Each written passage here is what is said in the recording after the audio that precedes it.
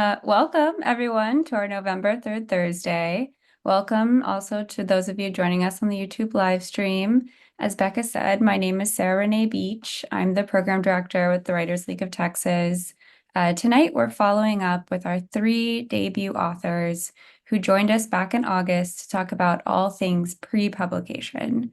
Now they're on the other side of their pub dates, albeit only by a matter of weeks. But tonight we'll hear more about their journeys since we last spoke. I'll start by reintroducing our panelists and then we'll jump into discussion.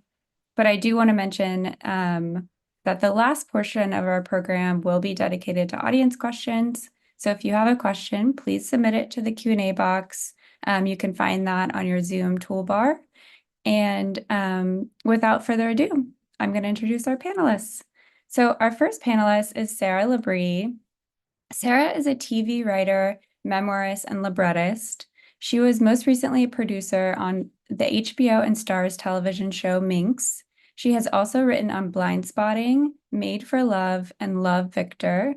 Her libretti have been performed at Walt Disney Concert Hall with music written by Pulitzer Prize-winning composer Ellen Reed. Her fiction also appears in Guernica, the Literary Review, and the Los Angeles Review of Books. Her first book, a memoir, a beautiful memoir entitled No One Gets to Fall Apart, was published by HarperCollins this fall. Thanks so much for joining us again, Sarah. Hi, thanks so much for having me. Great to be back. And our second panelist is Erin Quinn-Kong. Erin is a longtime magazine editor and a brand new author. Currently managing editor at Texas Highways, she was also editor-in-chief of Austin Monthly and an editor at Allure and Us Weekly. Erin is a graduate of the University of Missouri School of Journalism and lives in Austin, Texas, with her husband and their two children. Hate Follow, a fantastic novel, is her debut. And finally, we have Cherry Lu Tsai. Cherry's a writer and a playwright originally from the Philippines, currently based in Brooklyn, New York. She received her BA at the Gallatin School of Individualized Study at NYU and her MFA in playwriting from Brooklyn College, where she has also been an adjunct lecturer in the English and American Studies departments. Cherry is also a teacher with PEN America's Dreaming Out Loud. She has received fellowships and residencies from Vona, Tin House, and elsewhere. Love Can't Feed You, a gorgeous novel, is her debut. Thanks so much for being here, Cherry. Thank you. So first of all, I want to say again, congratulations. Y'all have just passed a huge milestone in the life of a writer, and I hope you feel proud. And I do want to touch on the emotions of it all later, but to start us off, I want to pick up where we left off in August. When we last spoke, we covered all of the work you put into crafting your books and finding the right partners, meaning agents and editors, to get your books to the finish line. Today, I want to start by getting into the next step of the process, which involves a different group of people, and that's the promotion of your books. So in terms of marketing and publicity and getting the word out, what were some of the things your publisher was responsible for? What were some things you were responsible for? And was there anything that surprised you about the promotion component in the lead up to your publication day? Erin, could you start us off? Sure. So I had a meeting, a kickoff meeting, I think in April with marketing and publicity. And before the meeting, I said, hey, can I give you some ideas, because I have all the magazine contacts, and just say, like, this is what I can kind of provide on my end, or ideas I've had. And so we had a big kickoff, which was great. And they kind of laid out where they were pitching and all the different stuff they were doing, Goodreads giveaways and all of that. And then we started sending stuff out. So every Friday, my fabulous publicist would send an update, and it would be like, here's who has the book, here's who's interested, type of thing. And then I was kind of on my end sending it out to a lot of local media, any friends I still have in the media, pitching articles, that type of thing. Yeah, it it was a lot of, I was probably doing, I think my first interview was in July, and I probably did one or two things a week up until launch. So there was a lot of promotion going on for sure. Mm-hmm. Thank you. And Cherry, what about you?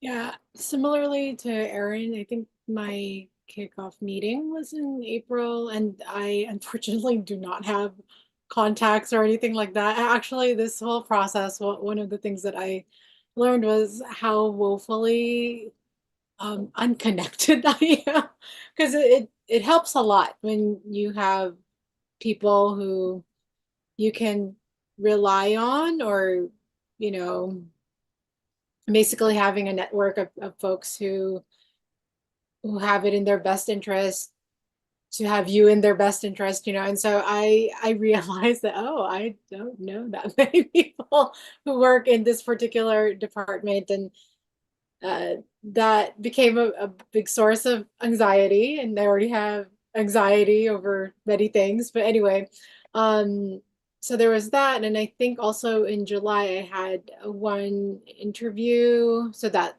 was this beginning. And then I did not get weekly notices or updates. I think I only got updates if there was something to update me on, and that didn't seem very often. So I just thought, oh my God, is anything happening? And because I was already anxious, I decided not to keep asking, because that I felt like, oh my gosh, maybe it'll be a self-fulfilling prophecy if I keep asking and then there's nothing, and then I'll feel even worse than I do now. So my approach was just, if there was something to ask about, I will ask. But if there was nothing to ask about, I'll just go on with my life. So yeah, that's pretty much been my approach. And of course, closer to pub date, there was more back and forth with the publicist mostly. And then oh my gosh, I got worried maybe 2 or 3 weeks before launch date, because the bookstore where I was going to have my launch date, they had a little bit of a controversy, which I'm not going to rehash here. And so I get a frantic email from my publicist saying, we may have to change venues, So Oh my that goodness. was not cool. But um, so so she described what was happening that week, that took, I don't know, I guess publishing by the publishing world by storm, or what have you. And then I said, well, I don't foresee something like that happening, because I'm an unknown author who has no connections whatsoever. So I think it's okay to just keep going. So yeah, I didn't look for another venue. I would not do that to myself. But Yeah. yeah, it was just sort of a roller coaster. Yeah. Mm-hmm. Oh, I want to circle back to the launches. But Sarah, could you let us know your experience with the kind of promotion side of things and the lead up? Yeah, so I had I I guess I just have always sort of been following this world for a really long time, and listening to book podcasts, and I read all the book reviews, and I follow all that. So I kind of knew who the names were of the people who kind of put together the lists and write the reviews, and I figured it doesn't hurt to ask. So I reached out to a few people. I sent them my book, and I also had my publicist at HarperCollins, and I'd hired an outside publicist named Alicia Gorder, who is used to be at Catapult and is now at Pine State Publicity. And she was really great.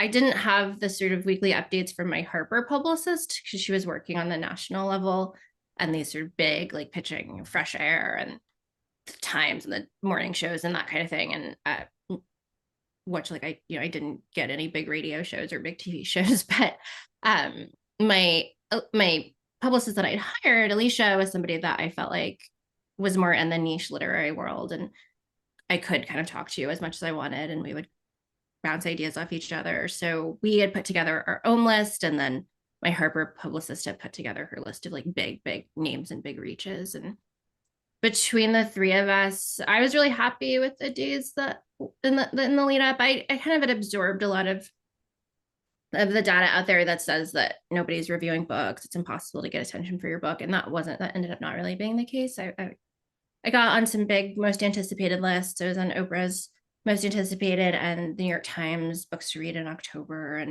and Esquire. So that was the surprise, and it was nice, but I didn't expect that at all. So I was kind of planning to be disappointed. So I was like, you know what, I'm gonna make sure that at least I get to do some fun events. So my friend in New York who works in the field of, my book is about my mom's schizophrenic break at the age of 53. And I have a family friend of my in-laws who is a psychiatrist and works in this field of trauma.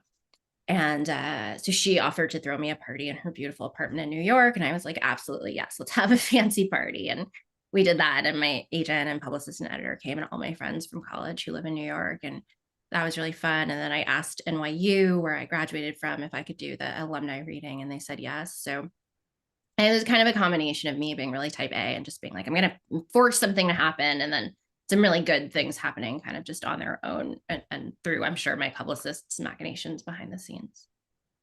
Oh, that's so cool. That's great. And that's great to hear that you did decide that it was worth it to hire an outside publicist, and you felt like it, you saw some things happen from that.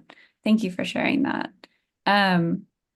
Pine State's really great. I get their newsletters. Yeah. And so I'll stick with you, Sarah. What did the week before and even the very day before Pub Day look like? Were there things keeping you busy? Were you kind of anxiously not busy because of all the work you did prior? I kind of want like a view of that really short window right before the day. So I was insanely busy because I had a different project. I'm also a librettist, which means that I work with composers and I write the text that gets set to music. And I had a workshop at the Apollo Theater in New York that same week that was going. So I was there for the staging and the rehearsals. And then we had these 3 workshop performances for opera professionals. And the stakes were high. We were trying to get people to fund the full development process of this big, large scale, opera. We were trying to get, placement at the Met. And so I was in rehearsals all day in New York, also there for this reading I mentioned and the party that my friend threw me. And I got so sick because I was just so overwhelmed, and I was traveling and I was flying, and somebody coughed in my mouth in the airport, as people do. So I was really, really sick by the time I got back from New York. So I was kind of just exhausted and burned out and tired, but really happy. And then on the day, again, in the interest of making sure no matter what, I was satisfied with how things worked out, I hosted an intention setting ceremony at a friend's house in LA, where I invited a friend who is a full-on shaman and hosts meditation retreats, and had her come and do a cacao ceremony where me and all my friends sat in a circle and just stated our intentions for our work and our art or our families for the coming year. And that was just really wonderful.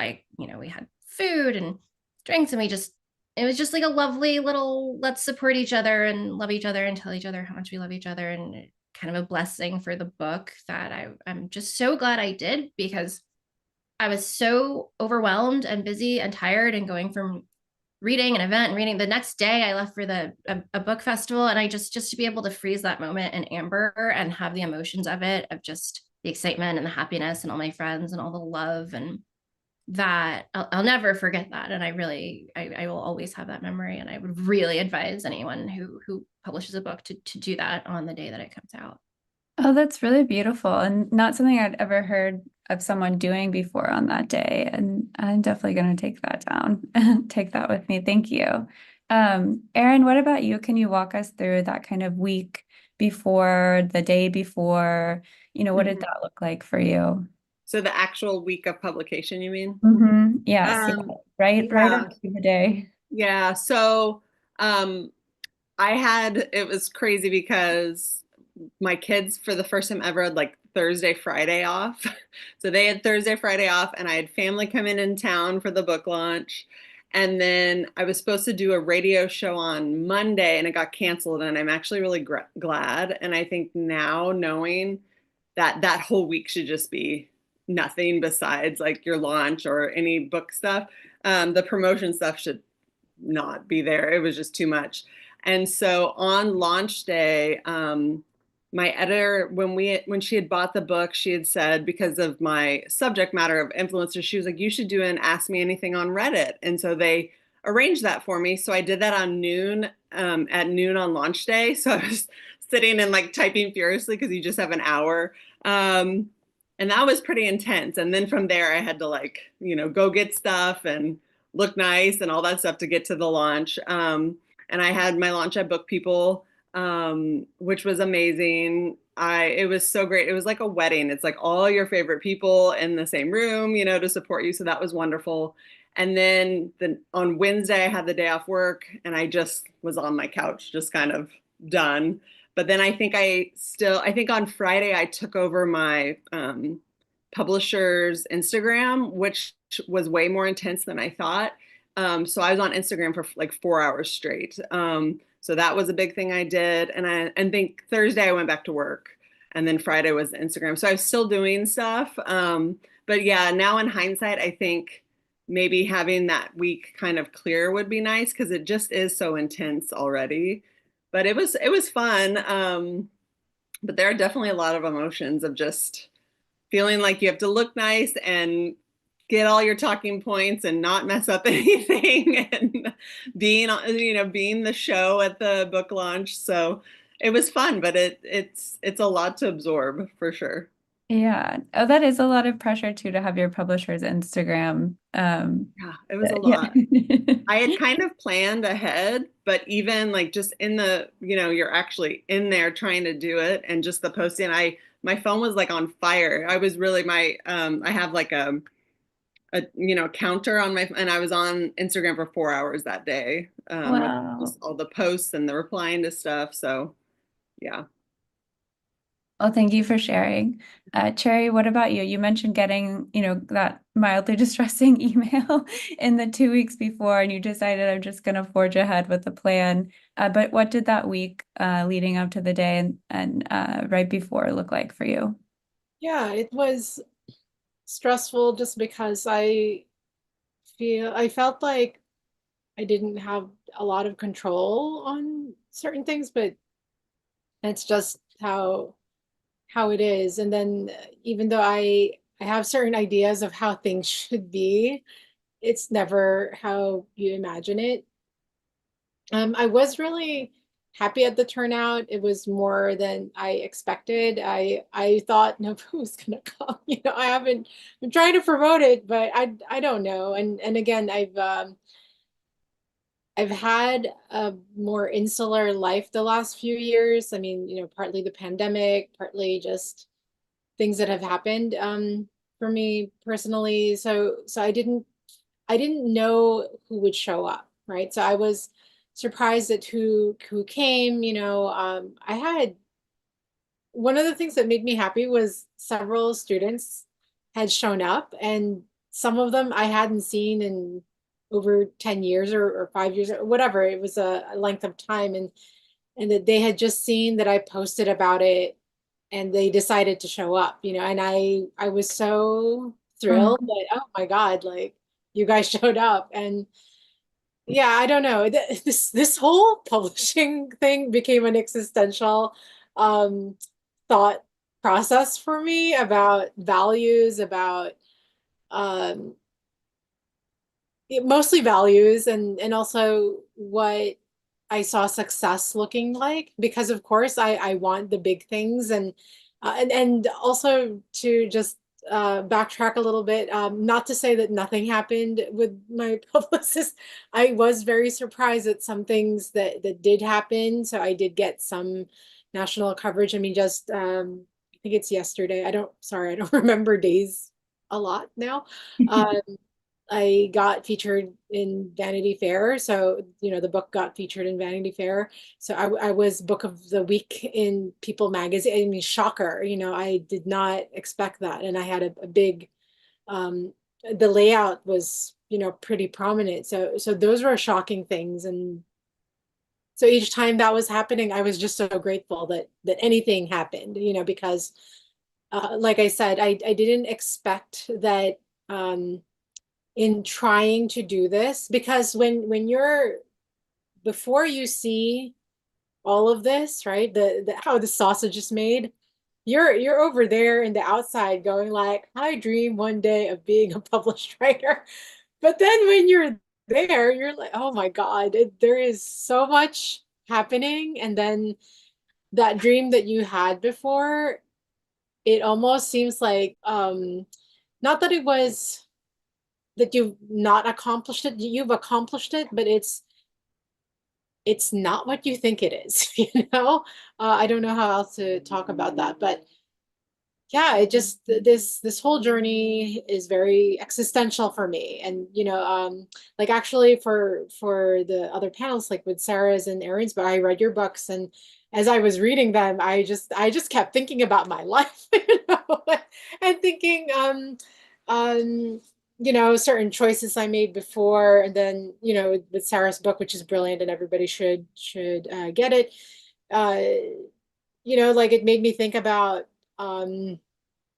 before I went to college, and like how the experience of being in a good school really sets up certain trajectories, and how I second guessed myself before, just little things like that, reading Erin's book, I was thinking, oh my gosh, if you're in this world now, having the social media, and then thinking about, because I was thinking, yeah, what if I was a single mom and then I had no money coming in, and the only way I could make money, monetize anything, was to show my personal life.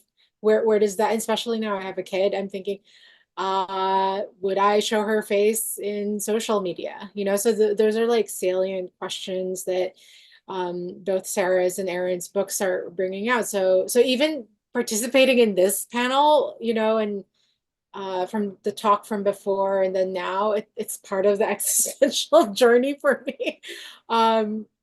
Yeah, and it's just making me think more. Again, going back to the idea of values and what success looks like, and are you going to be okay with that if it's not what you thought it would be or what you dreamed it would be? Mm-hmm. And hopefully this kind of coming together and debriefing in this way is a little bit cathartic, but we're so grateful, I know, for y'all sharing your experience, because it'll help everyone who's, listening have a little bit, I think it's one of those things that you just don't know how it's going to go till you go through it. It's pretty, I think, singular for everyone, but just hearing y'all's perspectives, I think, is really helping to prepare themselves. I really appreciate that honesty. Thank you so much, Cherry. And I'm glad you mentioned kind of like what came up for you as you read Erin and Sarah's books, this is a perfect segue to kind of, as y'all have gone to doing more events and talking about your books. I'm curious, has the way you've talked about your books changed at all? And has anything surprised you about doing kind of events and interviews and interacting with readers? Sarah, how about you? For me, doing events has been the best part of this whole thing. I love it. I didn't expect that. I'm pretty much a homebody. I'm pretty quiet. I don't really spend a lot of time out in the world, but the for me, I think writing the book was so hard, and everything leading up to the publication was so hard, that it's almost like the reward, getting to go out into the world and be around people and have them tell me their stories and just engage. I was just in Houston. I did a workshop with this organization called Right Space that I'd highly recommend that anybody who ever passes through Houston to try and set something up with them.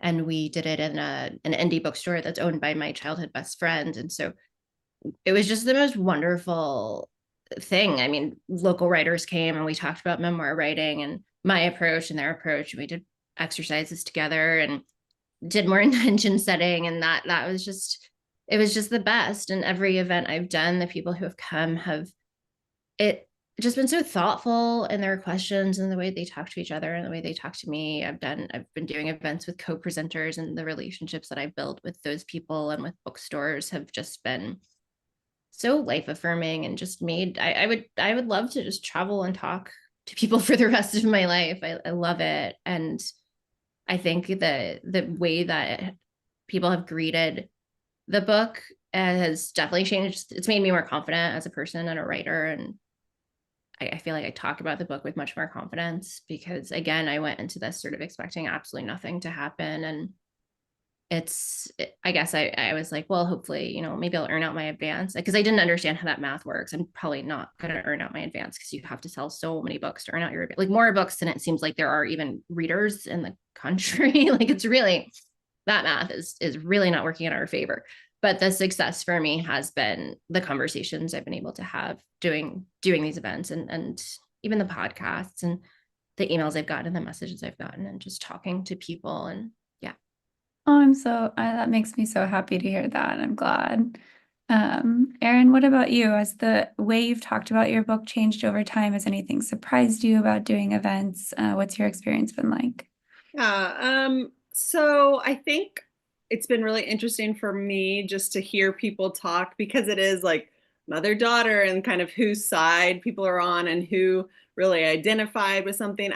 I've been really surprised hearing people talk about the book, that they bring something into it as they read, so maybe it's the way they grew up, or a lot of men who've read the book do not understand the daughter at all, which is fascinating, because to them, like, being the breadwinner is everything.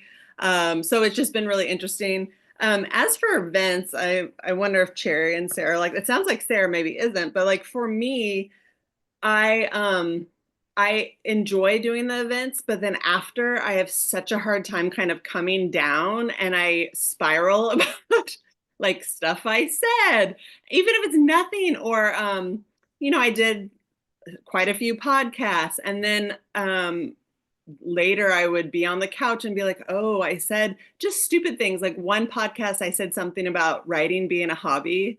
And then later I was like, oh no, are people going to think, is hobby the wrong word? Should I have said passion? I mean, those are the kind of things. And I think it's been fascinating for me because I've been interviewing people for 22 years, and never, I would hang up the phone or leave the interview and never think about it again. But being the interviewer is a lot. I feel a lot more empathy now for people who I'm interviewing, because you do worry that you said something wrong, or, maybe didn't say something quite right. I did have a few interviewers pull random questions that I was like, oh, I was not expecting to talk about this today. So, you just kind of learn each time and get more confident as it goes along. But even, yeah, with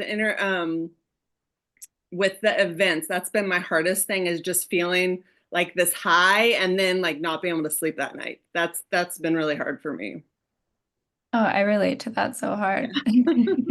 Like just laying in bed thinking about everything you said. Mhm. Yeah. Jerry, what about you? How has talking about your book changed as you've done events, and has anything surprised you about doing interviews and kind of just being out there with your book? So like Sarah, I do enjoy events. I think especially if you're around folks who are open, and if they haven't read the book, or if they have read it, that they actually understand what you wrote, and it's such a thrill, because it feels like there's this mirror that it's magnified, and you feel like, oh my gosh, yes, sunlight, give me, give me, give me, that sort of feeling. um so I think I mentioned this the last time. Some people thought my book was a memoir, so Hmm. it seems like some people still think it's a memoir. So that came up a few times, and then I just thought, wow. I mean, I take it as a compliment that they felt everything in it was so, so real, even though some of it was made up. That they were convinced this had to be my life story, And in fact, one of the podcasts, the interview, I had someone apologized to me for thinking that it was a memoir. But then when it was time to market it again, it was said that it was a memoir. So I just said, you know what? Okay, I'll take it, whatever. And I guess that just shows that the work we write, it's something that we write ourselves for whatever reason, but when it's out there, it's out there. It has a life of its own, and we can't control how people read that. I mean, they'll read it a certain way, and they'll have their own reading of it, as Erin was talking earlier, and also put in their experiences in it, and I have loved connecting with some people who, I don't know, they've made me feel like it's okay that maybe I didn't get certain things that I wanted to get because there's this one reader that just felt this certain way. So I'll just give an example. Yesterday, it made me cry because I didn't expect it. I mean, I'm a crier though, so that may not mean much. But yesterday, I got this message from a, a person who leads book clubs in North Carolina. So I don't know her. So this month they are reading my book, and she just told me this story that just really made me cry. She said that one of the members had brought his copy with him. He's an insurance agent.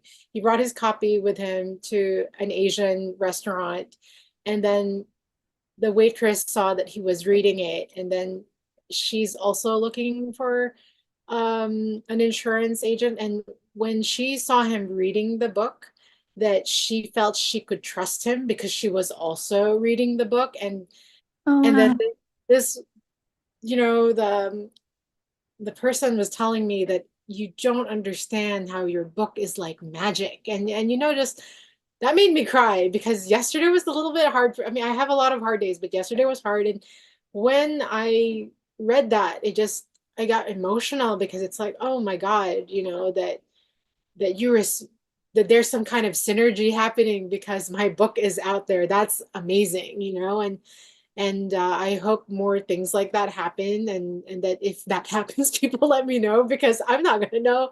Like I wouldn't have known that if she didn't tell me, and that's the kind of interaction I would hope for, dream about, because it made me think that the years of toil, the years of just not knowing if any of this is going to come into fruition, it made it all seem like that was just a blink of an eye, and that I somehow through the years made the right choice, even though it didn't seem like it at the time, and yeah, so that was really one of the gratifying things. And that was online. I don't know how this person looks like. There's a little profile pic, but that's it, and that just amazing for me. That's beautiful. Thank you for sharing that. That's incredible. And that's the perfect segue to my next question. I want to know if there's anything that surprised y'all about the book sales side of things that you learned through the process that you'd like to share. Maybe a place you hadn't thought of before as even selling books, or a certain kind of reader, which this is what made me think of what you were just saying, Cherry, finding and connecting with your book that surprised you.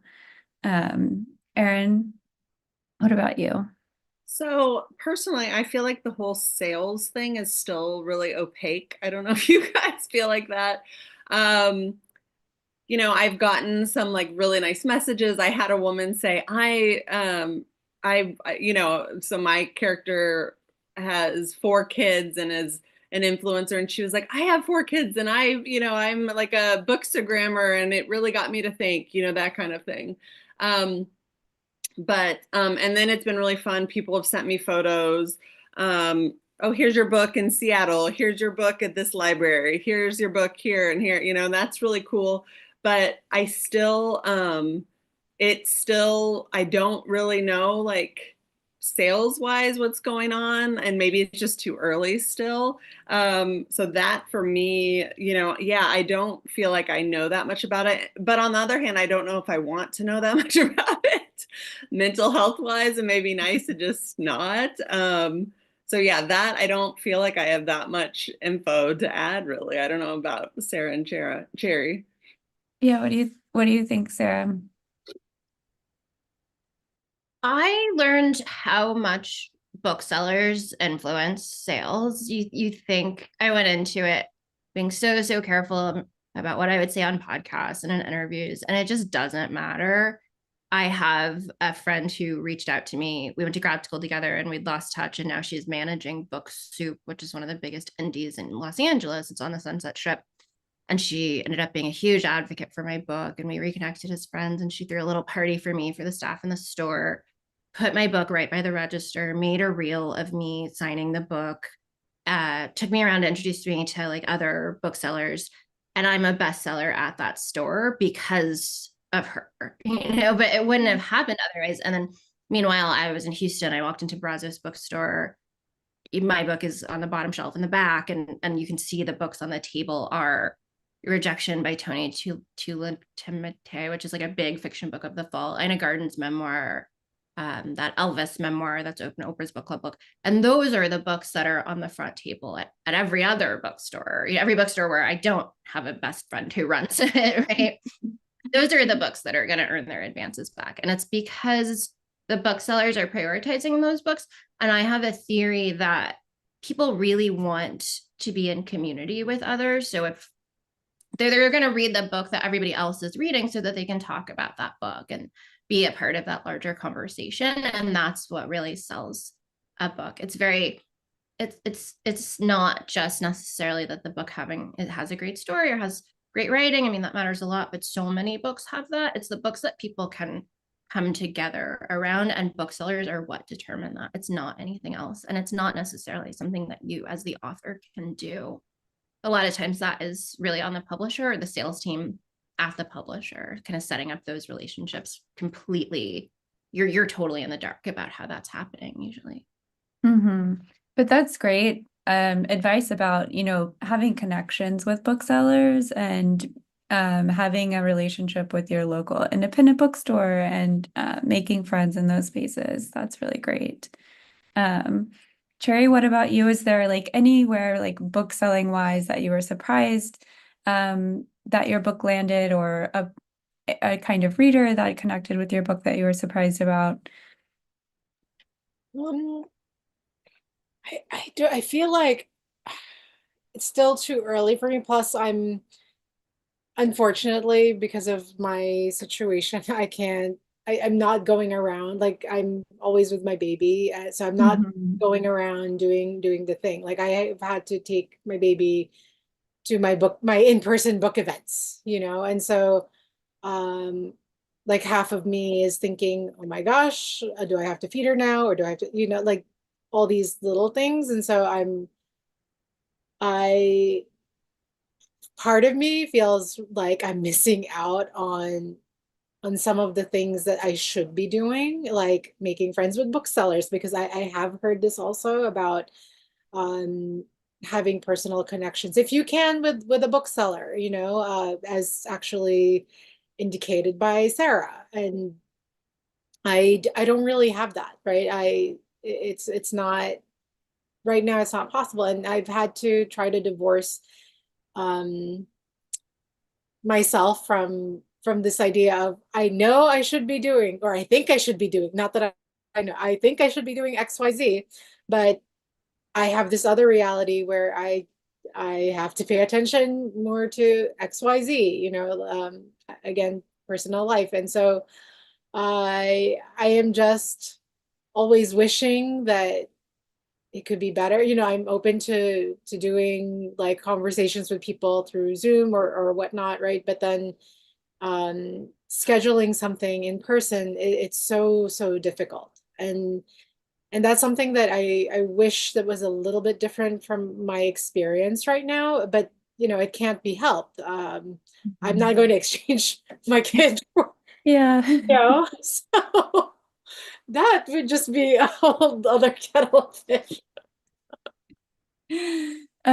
So what are you doing to take care of yourself and like kind of ground yourself through this exciting but ultimately, really emotionally charged experience? Um, I am always okay, this may sound a little woo-woo, but I am going back to like meditate. I used to do that more. So I'm trying to meditate more. I'm praying because there are so many things that are not in my control, and that used to scare me so much. But then again, now I don't know, maybe this happened after childbirth that there is so much that I cannot control. I almost died last year, I had an infection. So after, I guess after that experience, where I was 4 days in the hospital and I was already having green discharge. So, I just sorry, TMI. Um I don't know. I keep going back to that moment where I thought I would never see my kid again. Mhm. And I didn't know this about the experience where you're just so flooded with hormones that you're going to feel all kinds of feelings, and you're hardwired to to feel that you must see your baby. So for 4 days, I didn't see my like at all. That was one of the hardest things. I literally felt like I was dying, and so I keep this may be bad, but I keep going back to that moment, maybe re-traumatizing myself a little bit and saying it's not as bad as that. So I just keep trying to go back to what is real, because Mhm.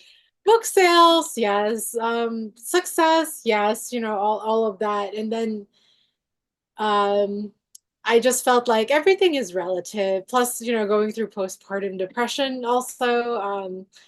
Oh, I did not oh, I'm sorry, going to tail back into it. What I did not expect a week after publication was feeling super, super, super depressed. It almost felt like the same type of depression I felt like at the worst time when I was having postpartum depression. I don't know if you Sarah and Erin felt it, but I felt it, and it was rough. I thought, what choices am I making with my life? Things like that. But that was 1 week after, and then it sort of regulated after that. And I found out from other writers that some of them had gone through it. So Mhm. I have heard that it's really, really it hits people really hard. And it is, I mean, I think you even used the word gestation in August talking about, working on your book, and it's a huge identity shift for it then to be out there and out of your control. But yeah, thank you for sharing that. And yeah, perspective shifts, like what is important. That's important to keep in mind. Um, Sarah, what about you? What have you been doing to kind of ground yourself and take care of yourself through this charged time? But exciting, but charged. Heard about that depression, that postpartum depression too. And so I really made sure that I would be extremely busy in the weeks after. And I got I asked to be invited to, and then was invited to, the Southern Festival of Books in Nashville. So I was there for a week. I set up a reading at a store in Boston that my in-laws had a relationship with already. I very purposely only set up events at places where I knew people would come, that I had family or friends, and that I knew the bookstore would be like amenable to me, like excited to have me. I tried to use random bookstores. I did one that invited me, and that was a lot of work to make sure people would come.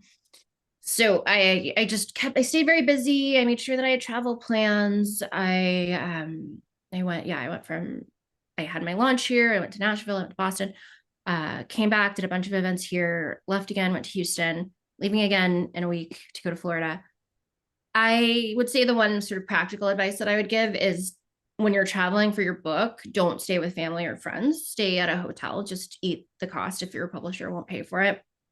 Join some kind of rewards program and just get a discount. And because it is so exhausting, it's like emotionally exhausting. Even though I love it and I love the community aspect of it, it is, at the end of the day, you want to be able to go back to a room that has been cleaned for you and not have to speak to anyone. I thought at first, that first week, like, oh, it's just gonna be fun. It'll be great. I'll do these events, and then I'll stay at in Nashville, I stayed at one of my closest friends' houses, and in Boston, I stay at my in-laws' house. But then you're also sort of wanting, those people want to see you and they love you and you love them. And it was my friend's birthday, and so there was backyard bonfires and karaoke and just constant socializing. And then in my in-laws, my nieces and nephews came by, and I wanted to see them, and I felt so guilty because I was so tired and I was so burned out from talking to people. And in Nashville, I actually wound up missing an interview that my publicist had set up with me for Texas Monthly, and the reporter wouldn't reschedule. And I was just so burned out that I completely messed that up. And so after that, I was just like, in Houston, even though my family is there, I stayed in a hotel. I that's the kind of I'm just expending the extra money to make sure that I can sleep in a hotel somewhere where there's breakfast included, and take Ubers and not get rides from people, because it's too much to try to balance the sort of family and friends social aspect and the public facing promotion of the book. 100%. You have to be able to turn all the way off. Oh, can I just jump in a little bit? Yeah. So Sarah, you had your publisher pay for some things for They only paid for one thing. They paid when I Okay. they invited me to the ALA conference, and they paid for the hotel and transport there. But other than that, I don't think they've paid for anything. They Oh, offered okay. to pay for the hotel for a festival in March, but I have to pay for my own flight. Because when I had my first conversation with my editor, she actually told me we're not paying for anything. Zoom is our friend. So if anyone is expecting the whole red carpet treatment where, the hotels and all that bankrolled by the publisher, I think that is very rare, very rare. Extremely, yeah. So I want to jump to our audience. Oh, wait, Erin, please tell us, how are you grounding yourself? How are you taking care of yourself during this Yeah. exciting, charged time? I mean, I think trying to like keep a normalcy other than the event and just kind of head down, getting things knocked off the list, you know. And I think this may be controversial. I mean, they say you should always be writing something new. My editor told me it'd be really great if you could have a manuscript ready for October. But once, yeah, I'm so glad that Cherry looks like that. But I think I started, promotion and stuff. July 1st was my first interview, and this is actually my last thing. So from July 1st to now, I've done something, and maybe it was just one podcast a week, but I have a full-time job at a magazine and 2 elementary school kids. And so I think for me, letting go of the writing has been kind of a necessary thing. And so I kind of thought to myself, okay, let's get through the promotion of this book, kind of put it to bed, and then I'm giving myself next week off for the holidays and then trying to pick back up in December. And I kind of just needed to segment that way. And so that's, exercise, of course, getting a massage if I can, that kind of thing, but really just focusing on the promotion and not worrying about the next book yet, because it was just too much for me to do all of that. So I had to let that go. And it is hard because I'm sure Sarah and Cherry have friends too. I have friends who had a book out in October and are about to turn in a new book. And that's just unfortunately not me. So, but that was really how I took care of my mental health. Yeah, that is the advice you always hear, which sounds so daunting to me, Yeah. to be promoting a book, but also writing another book. Mhm. Sarah or Cherry, are either of you working on a new project, or are you taking some time off too? Was not sort of asked by my editor or agent or anybody to have a second book ready. I have an idea, and I am waiting I'm gonna wait till the end of this publicity cycle to really share it with anybody. I just need to get a sense of how I just want to finish this out. And I think it's important to give yourself permission as a writer to do that. You don't have to write while you're also promoting your book. And I do wonder though if maybe it's a genre thing. I'm memoir, so it's different from fiction, and maybe that's why that expectation wasn't set up. It's kind of like, well, how many memoirs do you really have in you? But I do have an idea for a second book, and I'm just letting it gestate for now.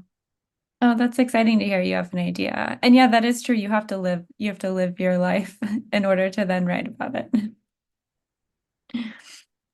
Cherry, what about you? Yeah, I'm working on something, but again, nobody has any expectation. I'm just doing it for myself. And so it is very, very weird. It's a speculative fiction about well, and it's not, oh my gosh, this is why people think it's stuff I write is memoir, because I do use parts of what I've experienced or something that's tangentially related. So when my father passed, I started something where a character based on him is in the underworld, and then a character based on me goes to the underworld. So it's very weird. It is so weird.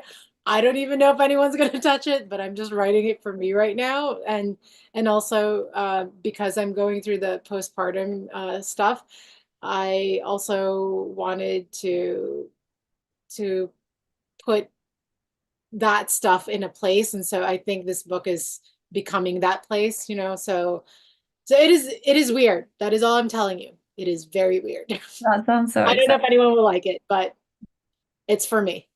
I'm glad you have that project, and it does sound exciting. All right, so let's jump into some audience questions. Oh, go ahead, Sarah. Just the fact that Cherry is going through releasing a book and writing another book during the postpartum period is so heroic to me. I mean, I don't mean that in a patronizing way. Like that sounds impossible. And I just think that is something that I really admire, to have written such a gorgeous, I love your novel, as you know, and to have written that, put it out in the world, dealt with all of the kind of exciting stuff, but also BS that comes with the post-release process, and then be onto a second book is it's just really admirable. It's incredible to me.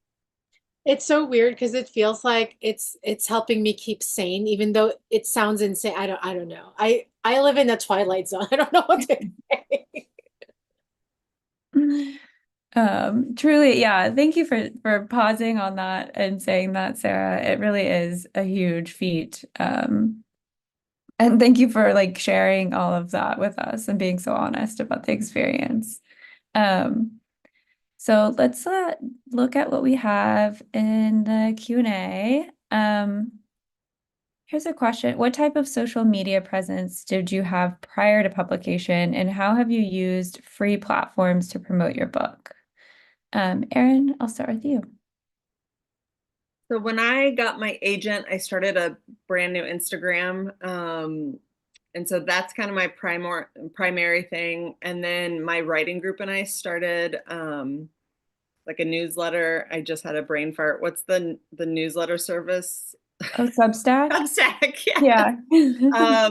So we started a Substack, and so we kind of joined forces, which was amazing. And so what we've done is every month, one of us kind of takes the lead. So I only have to like kind of take the lead every fourth month, which has been really great. So, my social media presence wasn't huge. But, I do think I feel like there's only so much authors can do promotion wise. The big stuff is coming from your publisher. And I'm trying to think free stuff. I mean, I guess, the big thing, they really pushed doing newsletters. And so, luckily my writing group, we did it, the way we framed it is we all debuted. So I was the last one to debut. So one debuted last summer, and then we debuted July, August, October. And so it was like follow kind of our debuts. And so I think having that was really good. And so that was a free platform. And then other than that, it was just pitching stuff and You know, like I wrote a story for today.com and I did different blogs and podcasts, and all of that is, you know, free.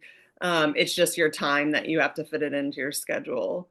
So that's pretty much all I can think of right now that I utilized. I don't know about you guys.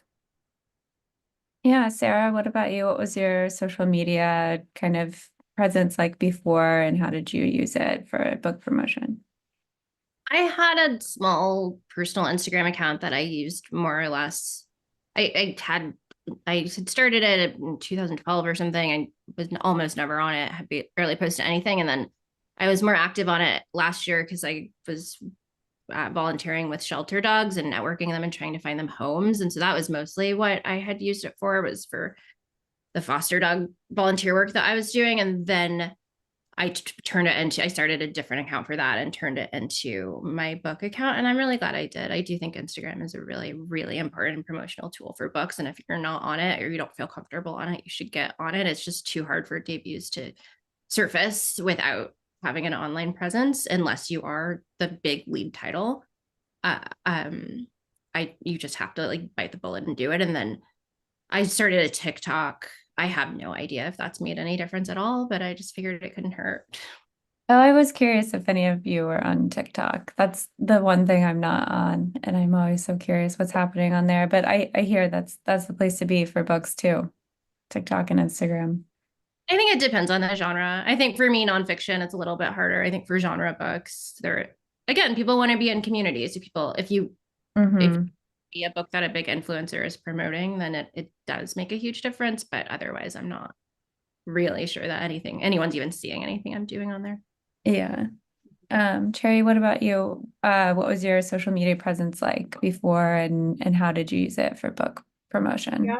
like Sarah, I had a personal Instagram account, and then I was just posting randomly. But then once I started to have book stuff come out, there was pressure to, oh my gosh, I need to post something. I need to post something about the book, all of that. But and I think it has helped because um most people, that's how they get their news, and then they find out when you're tagged, or when there's a lot of activity, that, oh, there's something happening there, like what is happening in your life. And so I actually have heard from people I hadn't heard from in a long time because they had seen something I had posted, so yeah, I do think, because the culture now is very visual, having something visual is super important. So being on Instagram is something to probably get used to, and to have a lot of interesting visuals. Mhm. Sometimes you don't know what to post, and you'll have to, unfortunately, it is a time suck, because you look at how people engage with media, and then you're either going to try to emulate that or say that I can't do that, so I'll do my thing. And or the other part is that somehow the virality gods uh bless you, and you're not in social media, but somebody who is uh takes something from your life or from your book or whatever, and then that becomes viral. That's just amazing. I think that's very rare. So yeah, there's that part, that you do have to have some engagement, but not um yeah, I don't know. I don't have, I think I only have like 1K followers or something. So it's not even that many. So I don't know what big platforms are. Oh, and for maybe for fiction not as much, but for nonfiction, I have heard that having a big platform helps a lot. So it doesn't have to be social media, but they can see that you are known somehow. So I know, for example, someone who got a six-figure deal because she had um, a newsletter that was popular, and then she was known for other things. And because of that, that was part of how, I guess, the editorial team apparently editorial teams calculate how much they think especially nonfiction, you would be worth, or how much your book would be worth, and that's how they, decide, okay, this is how much we're going to give you, you know. It's so interesting. Um, Thank y'all for sharing that. So someone's asking for kind of a little, if someone has like no knowledge of the industry at all, could one of you talk a little bit more about what it means to earn out in advance, what that kind of means in layman's terms? Sarah, I think you were talking about that earlier, if you don't mind kind of expounding a little bit about that. Yeah, so I guess also just to sort of jump onto what Cherry was saying, I personally did not have any sort of social media platform or numbers or anything when I sold my memoir. I had a really good agent, and I think it helped that I also worked in TV, so people were just sort of curious about that. But I didn't need a social media platform to sell a book. So I'll say my advance was $70,000 as an unknown memoirist. And I thought that I only had to sell 10,000 copies to earn out my advance. I don't know how I did that math, but that was what I had in my head. But I found online there is an earn out calculator. And it turned out I had to sell 25,000 hard copies, or some combination of hard copies, paperbacks, and audiobooks. And it's just a really big number. And it just seems like the people who are, I think that there's a book called Before and After the Book Deal by Courtney Malm that I would recommend to everyone who's interested in publishing. And I think it was in there that I saw this, but somewhere I saw that there's the average, my book's a literary memoir about my mom's psychotic break, my own depression, and our relationship, and me tracing back the mental illness in my maternal line back to our female ancestors who were enslaved. And alongside that, a friendship breakup, and me and my relationship with my white husband. And so there's obviously literary. It's not the most commercial prospect. I would love it for it to be, an educated, a Tara Westover. It's in that vein. It's sort of like The Glass Castle, but those books are the ones that I was talking about that are on the big table at the front of the bookstore. Those are the ones that can kind of earn out the big advances. But I guess those are generally lead titles. But if I had plenty of support from my publisher, they sent me to a conference. They did a lot, but I don't know. I wasn't on Fresh Air, and I think you need to be on Fresh Air. You need to be on the morning shows. You need to, yeah, those are the ones that can make that money back. Otherwise, it's like maybe 3,000 to 5,000 copies for a literary work, with a literary tone. I'm saying not commercial, not genre. It's like a success. 5,000 copies is not going to earn me back my advance. Yeah, that's what I think it was. Is it Janet Friedman? That Courtney Mom book is a great book that goes into detail on that. I put that in the chat. And then I think the other person who writes about the business of writing a lot, Jane Friedman, yes, thank you. In her book, I think she said 5,000 copies is the average for most books. Yeah.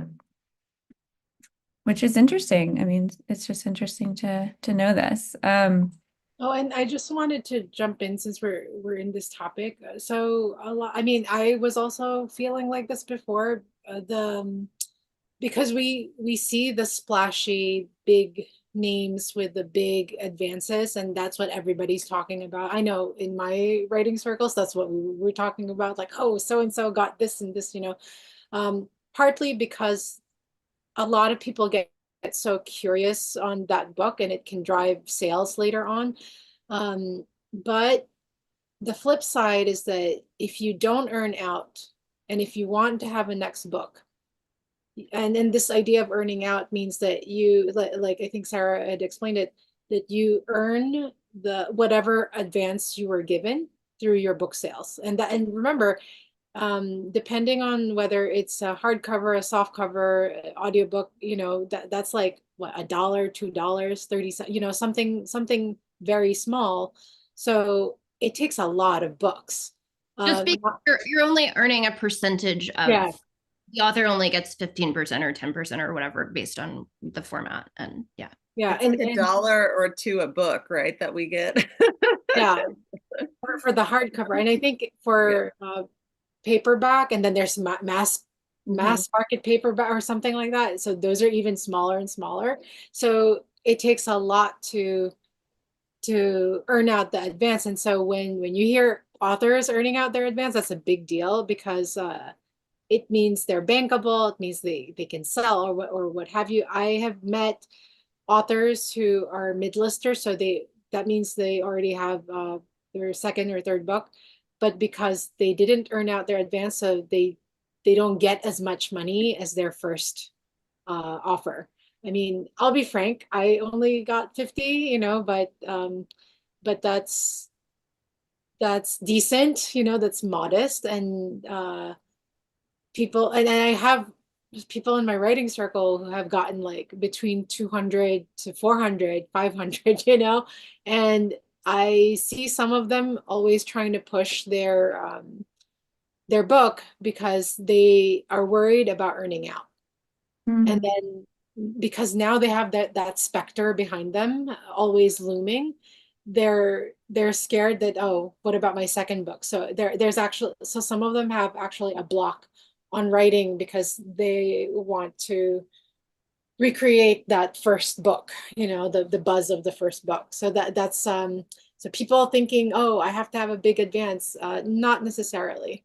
So because if you want to do this for a long time, you also have to think about longevity, I guess, as a writer.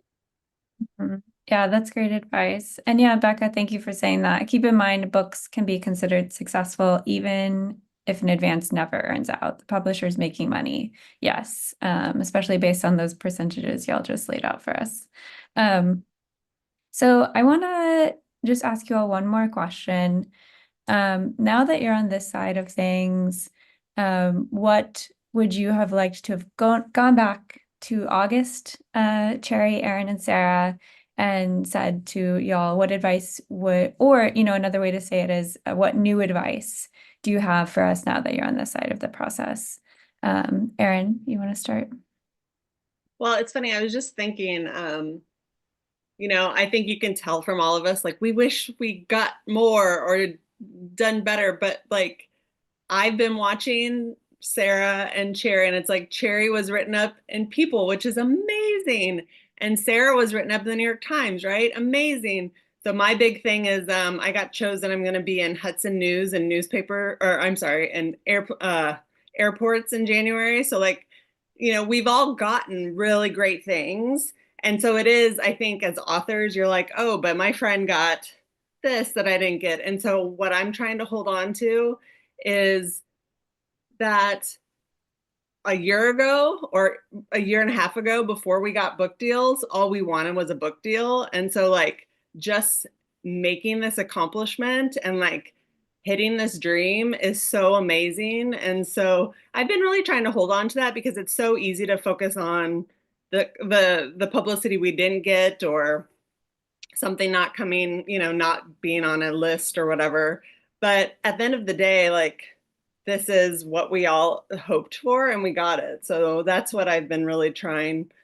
And then to just get back to the writing, because I do really miss that through all this publicity stuff. It's like, man, I just wish I could kind of be with new characters and enjoy, just having a story in my head. And I've really missed being with that part as well. So getting back to the normalcy and kind of putting all the other stuff aside, I think is what Great I've been advice. focusing on. Yeah.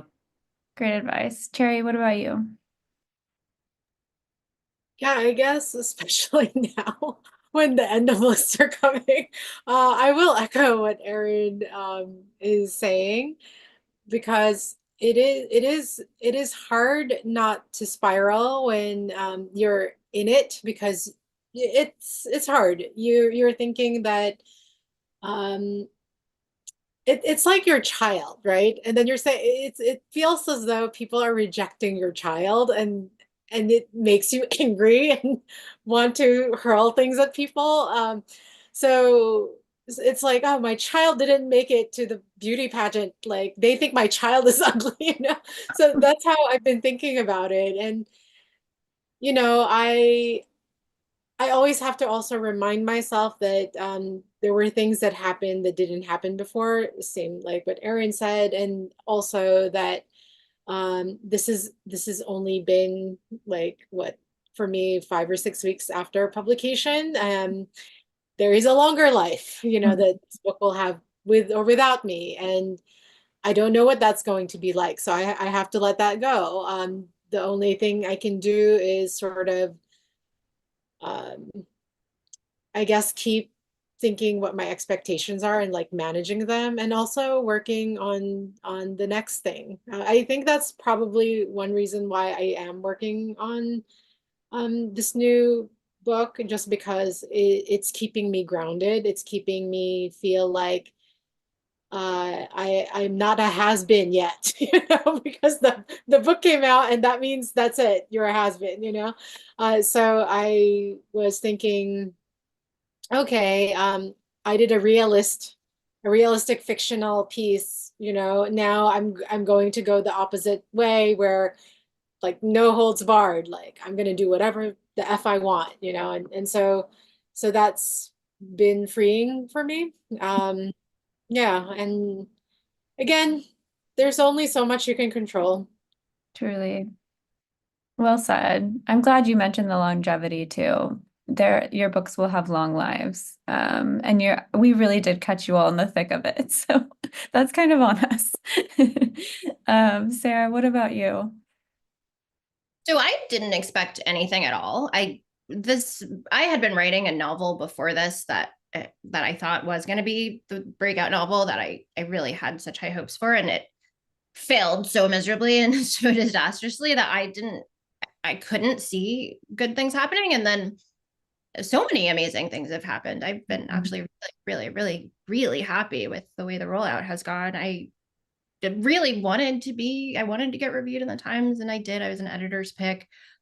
I yeah, so I don't know. I guess I would, to answer the question of somebody in the Q&A, I definitely think it's a great idea to hire an outside publicist, or just hire Alicia. I don't know that every publicist is good, but specifically Alicia Gorder is very, very good. And I trust her, and I would recommend her to anyone. And it wasn't, I was careful about setting aside some of my advance money and saving money to cover things like that. And so it wasn't sort of prohibitively expensive either. I think her rate is reasonable for the work that she does. But I would say I would have pushed back at my copy editor a little bit more. I think now that people are actually reading the book, and I'm getting emails, especially from people I went to college with, and just surprised people who I didn't know that people were going to read it. There are some stylistic things that I took from her because I thought I had to, and I didn't. I think really it's important to protect your voice and protect your intentions, and it's your book and you have the final say. And there are definitely sentences that I look at where I'm like, oh, I should have X'd out that change that she suggested. Like I wanted the sentence to have that stylistic flow, and it doesn't. And I think hopefully I can go back and change those things for the paperback, but I would just. Sarah, having read your book, I actually didn't notice that part, because I read the suggested one in your original. Yeah. When I read it, I was like, yes, this is more. But when I read it, it didn't, like, I didn't notice. So there's that. Okay. Because I still think it's a beautiful book. It's like, you can sometimes, if your child is dancing, you can sometimes see the steps that they miss in the pageant, and I'm sure nobody else sees it, but sometimes there are sentences in there where I'm like, man, like that the original is better, but it's so silly and it's such a small thing. But that's maybe the one thing I would tell myself. Oh, that's so great. This has been fantastic. I cannot thank y'all enough for your candor, for just all this wealth of information you've given us, and spending your time with us. And I'm just so happy your books are in the world. I'm so happy we got to spend time with you and learn more about the process that all the work you put in to get to where you are right now. So I again want to say congratulations, and I again hope you all are taking some time to feel proud and feel happy. And I know it is a roller coaster, but we're all very happy for you. And I can't wait to see what y'all do next. I know it'll be great things. But yeah, and thank you all for joining us on Zoom. Thank you for joining on the YouTube live stream. Thanks for spending your Thursday evening with us. We really appreciate it. And have a good evening, y'all.